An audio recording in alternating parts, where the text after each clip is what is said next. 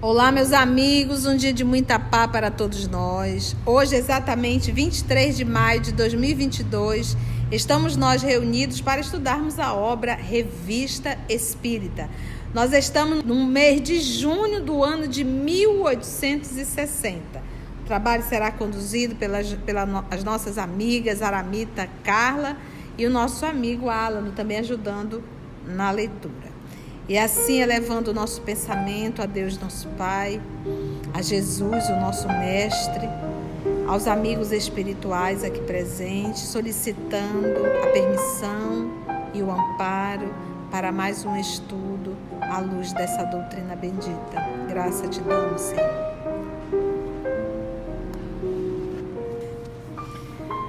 Hoje o tema vai ser Uma Semente de Loucura. O jornal de La Haute-Saône narrou ultimamente o seguinte fato. E na Haute-Saône, a Haute-Saône é um departamento da França localizado na região da Borgonha, que é ao nordeste da França, a 330 quilômetros de Paris.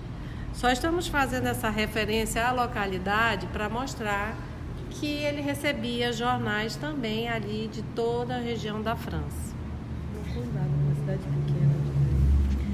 Então o jornal fala assim: viram-se reis destronados sepultar-se nas ruínas de seus palácios.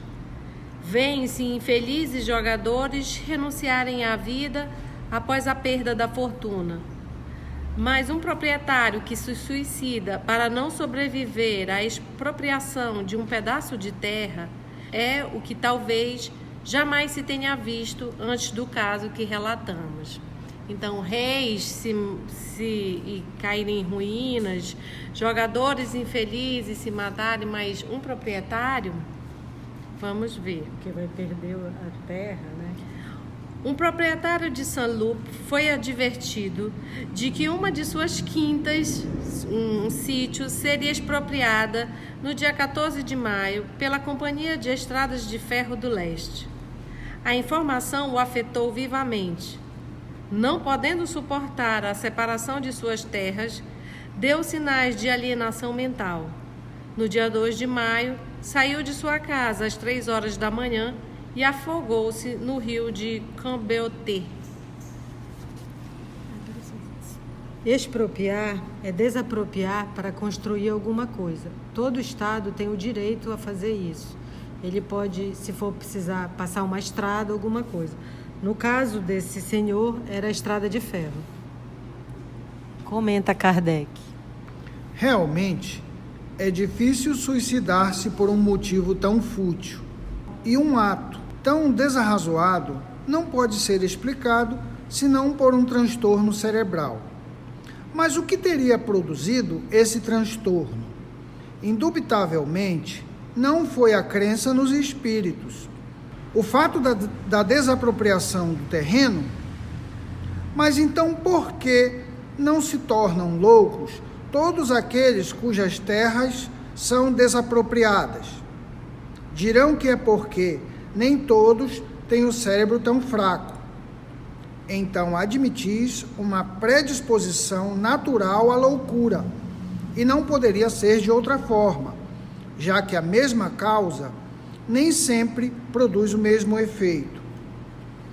Já o dissemos muitas vezes, em resposta aos que acusam o espiritismo de provocar a loucura, que digam se, antes de cogitar-se dos espíritos, não havia loucos, e se não há loucos entre os que não creem nos espíritos. Então a gente vê que Kardec aproveitou um fato para já dar aquela aquela chamada de atenção para dizer que todo mundo que acredita em espiritismo fica louco, né? Então ele já está mostrando, olha, esse aqui é um caso de loucura e não tem nada a ver com o espiritismo e nem é todo mundo que perde uma terra que enlouquece. Então, uma coisa não tem nada a ver com a outra, como era comentado, né? Que o espiritismo, né, abre portas para a loucura, né? Uma causa física ou uma violenta comoção moral apenas poderão produzir uma loucura momentânea. Fora disso, se examinarmos os antecedentes, sempre serão encontrados sintomas que uma causa fortuita pode desenvolver. Então, a loucura toma o caráter da preocupação principal. O louco fala daquilo que o preocupa, mas a causa não é a preocupação. Esta, quando muito, é uma espécie de forma de manifestação. Assim, havendo uma predisposição para a loucura, aquele que se ocupa de religião terá uma loucura religiosa. O amor produzirá a loucura amorosa. A ambição, a loucura das honras e das riquezas, etc. No fato narrado acima, seria absurdo ver outra coisa além de um simples efeito que qualquer outra causa teria provocado, pois havia predisposição. Agora, vamos mais longe. Diremos com toda clareza que, se esse proprietário, tão impressionável em relação ao seu terreno, estivesse imbuído profundamente dos princípios do Espiritismo, não teria enlouquecido nem se afolgado. Duas desgraças que teriam sido evitadas, como nos mostram numerosos exemplos. A razão disso é evidente. A loucura tem como causa primeira uma fraqueza moral relativa, que torna o indivíduo incapaz de suportar o choque de certas impressões, num número das quais figura, ao menos em 3/4 partes, a mágoa, o desespero, o desapontamento e todas as tribulações da vida. O que ele está dizendo aí é que para a loucura tem uma predisposição natural, né? Pode ter uma predisposição genética ou uma predisposição do próprio indivíduo. E ele diz que a loucura, essa fraqueza, essa relativa fraqueza moral, torna o indivíduo incapaz de suportar o choque de certas impressões. E que pode ser essas impressões 3/4, não é completamente. Então, logo que ele não tem uma fibra. Pode ser uma mágoa, o desespero, o desapontamento e qualquer tribulação da vida. Por exemplo, quanto mais fraqueza moral, o que é muito comum no nosso século e que a gente vê que foi exacerbando, o suicídio de crianças e adolescentes, né? Que combate bem com esse negócio aqui da fraqueza moral. Não se ensina mais, não se dá um suporte moral para a pessoa aguentar as tribulações da vida. Que isso é uma forma de a pessoa ficar mais, vamos dizer assim, enfibrado, ter fibra para resistência. Se todo mundo na realidade acreditasse que a vida não é só aqui, né, e se pautasse por isso, as nossas atitudes seriam diferentes. E é isso que o Kardec fala, que se esse personagem aqui não tivesse, se tivesse embasado nos fundamentos do espiritismo, ele ia saber que isso não ia resolver metade dos problemas dele. Muito ao contrário. Né? Dar ao homem a força necessária para ver tais coisas com indiferença é atenuar a causa mais frequente que o leva à loucura e ao suicídio. Ora, essa força ele atira da doutrina espírita bem compreendida. Ante a grandeza do futuro que se descortina aos nossos olhos e de que dá prova patente, as tribulações da vida tornam-se tão efêmeras que deslizam sobre a alma como a água sobre o mármore, sem deixar traços. Eu acho que aqui vale aquele exemplo, assim, que são as tribulações da vida que vão forjar o espírito, um espírito mais determinado. E aí lembrar que sinônimo de cristão é sacrifício, que tem luta. E é isso que ele está falando aqui, né? E uma outra coisa que ele fala, se ele tira da doutrina espírita bem compreendida, na doutrina espírita a gente sabe que não há efeito sem causa, que não há sofrimento sem uma razão de ser para isso. A gente aprende que Deus não joga dados. E nós estamos aqui no século XIX, né? Na metade do século XIX para o final. Então, é o século das descobertas, é o século que a ciência, a química, a matemática, a física, vamos dizer assim, avançaram muito. Então, essas coisas de ir para o inferno, de comprar indulgências, isso já estava caindo por terra, que todo mundo já sabia que isso não existia. Então, ficava o nada, né? Para onde eu vou? Se eu não acredito no céu, no inferno e no purgatório. Então, não existe o nada. Se não existe, se quando eu morrer existe nada, é melhor o nada do que essa vida lascada que a gente vive, né? E o Espiritismo veio para dizer, nada não. Ninguém morre.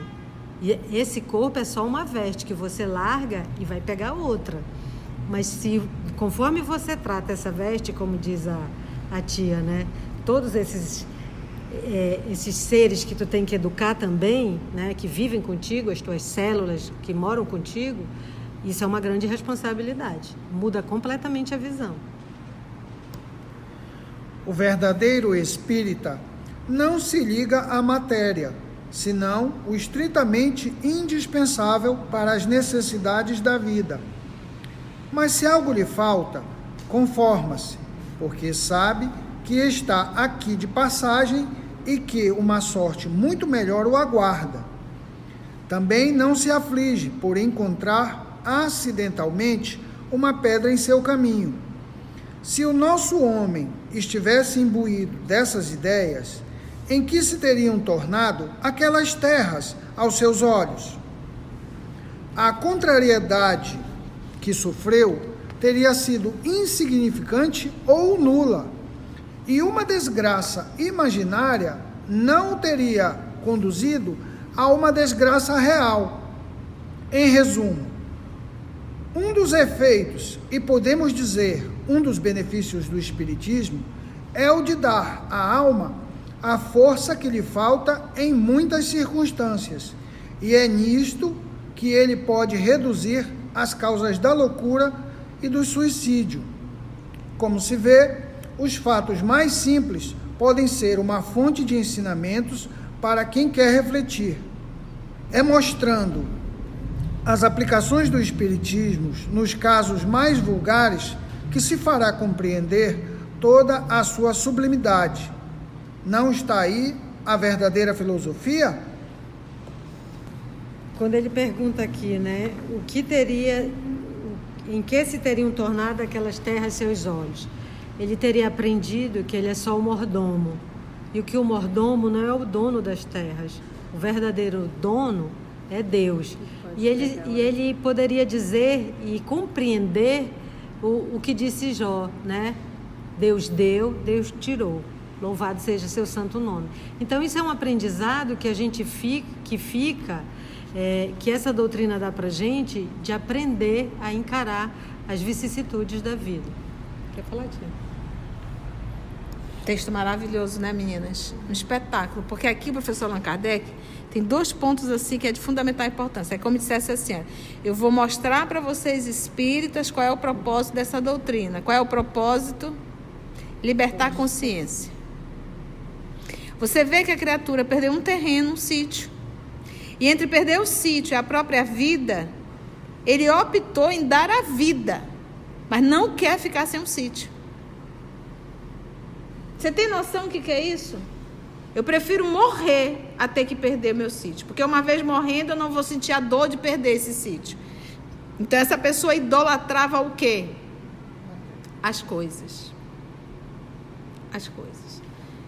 E aí vem o professor Allan Kardec, ele diz assim, olha, o verdadeiro espírita, então tem um falso. tem um falso espírita. O verdadeiro espírita não se liga à matéria, senão o estritamente indispensável para as necessidades da vida. Então, se eu tenho em excesso, se eu acumulo, esse apego mostra o quê? Que eu sou um espírita o quê? Falso. Eu sou um espírita falso. E aí vem um ponto aqui primordial para nós espíritas, para nós trabalhadores, para nós que estamos ali como dirigente, participante ali de grupo. Uma coisa a gente tem que entender: nós não podemos fazer dessa doutrina uma vitrine de intelectualidade. Uma vitrine, estávamos a conversar isso antes de iniciar, uma vitrine de vômitos intelectuais. Nós temos que buscar a simplicidade da doutrina e trazer esse movimento verdadeiro, autêntico do evangelho, do consolo. Sabe, fazer esse movimento de trazer a criatura, olha, tu vai morrer. Uma vez eu estava numa reunião de trabalhadores e eu disse, todos nós um dia somos chamados à enfermidade física. Gente, quase que eu fui crucificada. Ai, Conceição, tu está exagorando. Mas eu digo, meu amor, você vai querer passar uma encarnação inteira sem ter tido uma dificuldade física? Você acha que toda vez que você vai fazer um exame vai dar tudo ok? Então você vê que agora você pega. Se como um trabalhador, um dirigente do grupo está se iludindo desse jeito, ou seja, não está se preparando para as adversidades da vida, como é que ele vai falar isso para o seu evangelizando? Não vai falar. Quando a dor bater na porta, a pessoa vai correr da sala para a cozinha. Então, no estudo, nós temos que entender a nossa realidade. Sou um espírito, vou morrer, o corpo vai perecer, meu pai vai perecer, minha mãe vai perecer, meus irmãos vão perecer, meus filhos vão perecer, eu terei perdas financeiras, o corpo físico vai cair, vai desabar, eu vou envelhecer se eu não morrer.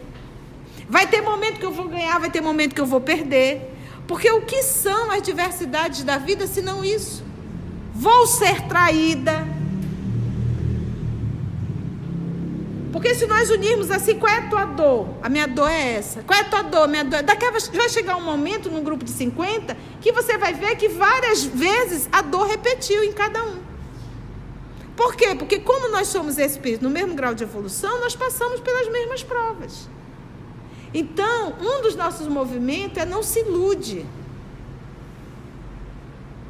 Não se iluda. Fique preparado. O que vier, se não vier o que tu está preparado, o que vier é lucro. Mas eu tenho que me preparar para a enfermidade, eu tenho que me preparar para a desencarnação. Se você solicita, eu quero viver 80 anos, você pode ter certeza que você vai para o velório de muitos amigos, muitos irmãos e muitos familiares seus. Porque quanto mais tempo aqui, mais doloroso. Então, se tu não quer ir, tu vai ver muita gente indo. A gente fala do nosso querido João Evangelista. Você tem noção de quantas dores ele acompanhou? Basta ler Paulo Estevam. Para ver... Primeiro foi o irmão dele. Pai, mãe, irmão. O irmão é aquele que andava lado a lado com ele. Então... O Espiritismo não está para iludir, nós não devemos hoje ser uma religião que vende prosperidade, uma religião que vende que tudo vai ser maravilhoso, não. Porque nem o Cristo fez isso. Ele se entregou à cruz. Carregou caladinho, mostrando para a gente, aqui na Terra é assim. Então, nesse movimento, a gente fazendo esse estudo lúcido, consciente, quando a dor... Quantas pessoas chegaram comigo? Porque nesse período de pandemia, muitas pessoas foram chamadas ao testemunho, se não pela pandemia, de uma outra forma. E quantas vezes pessoas me ligaram e disseram, Conceição, eu só lembrava do nosso estudo. Conceição, quando eu fiz aquele exame, que veio aquele resultado, me vinha você na frente dizendo assim... Um dia nós seremos chamados ao testemunho. Então a gente observa que é um estudo à luz da doutrina, nos dando fortaleza para quando a vida nos chamar ao testemunho, a gente tem o que acionar. Então, ninguém vai ser pego de surpresa. Por quê? Porque eu sei que eu teria, em algum momento, que passar por isso. Pronto. Você está entendendo? Agora, se a gente vê espírita correndo da sala para a cozinha desesperado, como nós vimos nessa pandemia, desesperado, enlouquecido, falso espírita. E não é para tirar dor, né, tia? Desespero. Desespero. Que não tem nada a ver. Porque o desespero é a ausência da fé. Então, não façamos nós, dos nossos estudos na instituição espírita, uma vitrine de intelectualidade. Nós vamos estar perdendo tempo e jogando uma preciosidade fora, que é essa doutrina consoladora.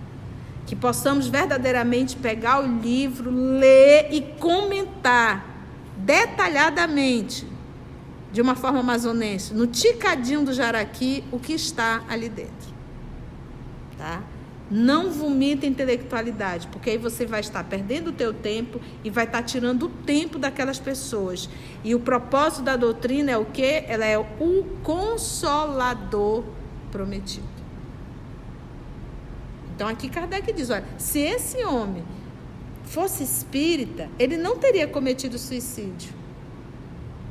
Porque ele saberia que ele não ia morrer. É o primeiro ponto.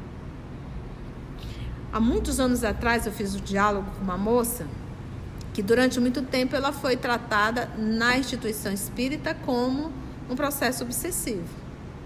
Depois de muito tempo, foi que graças a Deus, através da psiquiatria, foi detectado realmente que ela tem problemas psiquiátricos. E uma vez eu a encontrei foi num diálogo, conversando com ela, depois de muito tempo já diagnosticada, ela disse assim, tia, eu quero me matar, porque eu quero ir para o vale. Então, como foi criada dentro da doutrina, tem todo o conhecimento, mesmo com o problema da esquizofrenia dela, mesmo com problemas psiquiátricos dela, mas ela tinha uma certa lucidez, entre aspas, lucidez, né? Então, ela sabia que ela iria para uma, então ela queria ir para lá, ela queria se matar para poder ir para lá. Mas porque a pessoa é doente, não é só o fato da pessoa dizer isso mostra o transtorno que a pessoa tem. Uma pessoa consciente, lúcida, não vai fazer esse tipo de abordagem, mas para a gente ver. Então, obviamente que tem casos que vai precisar e que precisa do tratamento psiquiátrico. Precisa de um acompanhamento profissional.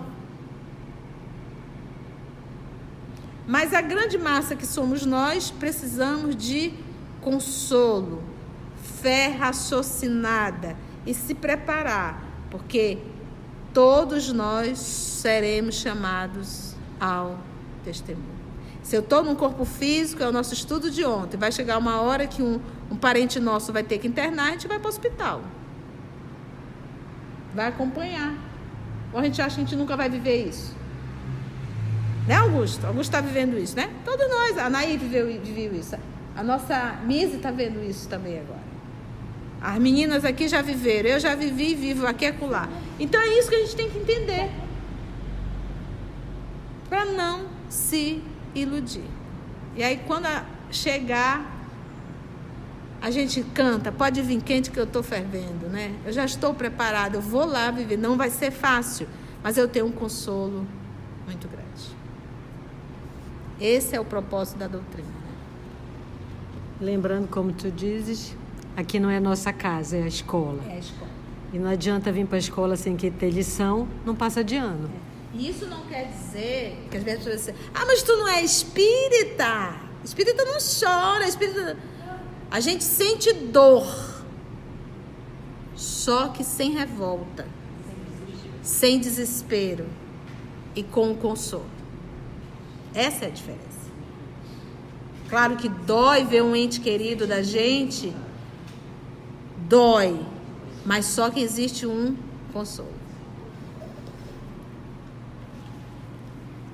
Então, só para relembrar aqui que ele fala, cuidado com a mágoa, o desespero, o desapontamento e as tribulações da vida, que não levem ao desespero também. E se algo lhe falta, conforma-se, porque sabe que está aqui de passagem e que uma sorte muito melhor aguarda. Do outro lado, diz a tia que é voar debaixo da ponte, dá um rasante.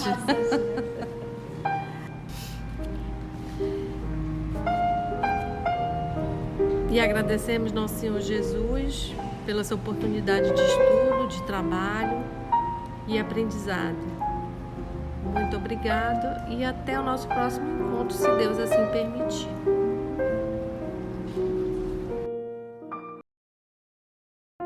O trabalho do Cristo, ele é sempre coletivo, ele não é individual, não está centralizado sobre a cabeça de um. Somos o EOS, esse grupo que Jesus foi construindo ao longo dos anos, e estamos nós aqui estudando e tendo a alegria de poder compartilhar com todos vocês.